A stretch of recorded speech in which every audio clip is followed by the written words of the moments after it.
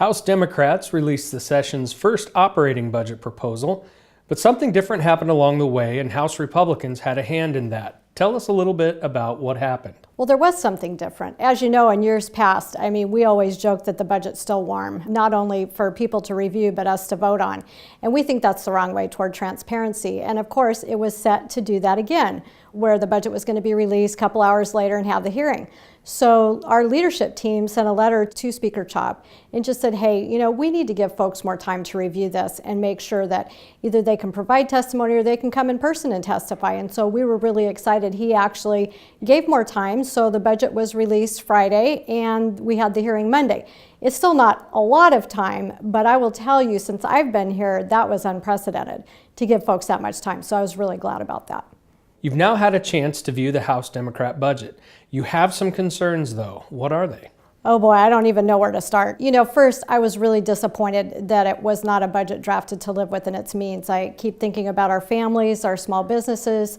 We all have to make priorities and live within those. And what this is a wish list. I'm not saying programs aren't important, but again, it raises taxes or raises spending to the level where we would need $1.5 billion in tax revenue. And right now, that is forecast to come from a capital gains tax. We've never had that. That's basically an income tax. Takes away some of the tax preferences that were granted, like bottled water is one we all remember, and it increases tax on our small businesses, the B&O tax. So when I look at that, it gives $1.5 billion in new revenue, first 2 years, increases it $2.4 billion in the next 2 years.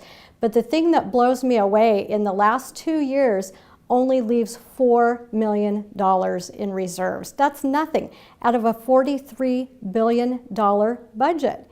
And the important thing for folks to remember is we have had $3 billion in extra revenue that's forecast to come into the state. That's an 8 to 9% increase. So that $1.5 billion is on top of that. If we continue that trajectory, $10 billion in spending in the next 6 years. Now, the important part, and the thing that I like to remind folks of, is every state agency, when they come in, automatic 5-6% increase. That's why it's always so difficult to reduce these programs, because there's an automatic increase that they just assume in the base budget without having to seek approval from anyone.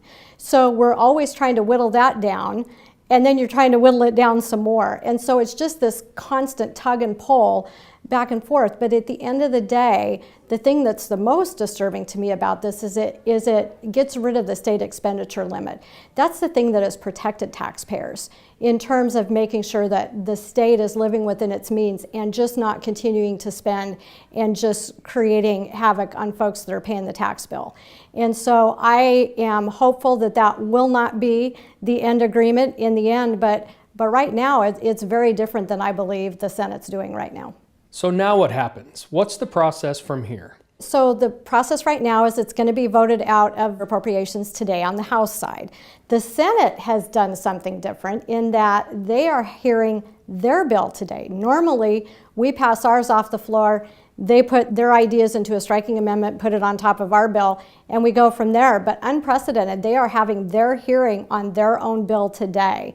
But at the end of what's going to happen, the House will pass a bill, the Senate will pass a budget bill, and then a conference committee will come together to kind of iron out the differences. But again, the House budget, which I am not supportive of, I am very opposed to in its current form, relies on tremendous new tax revenue that we haven't seen yet. We haven't seen those bills yet. In order to balance that budget, I believe the Senate's is going to be more in line with living within our means. So it's going to be very interesting to see how the two sides come together on that.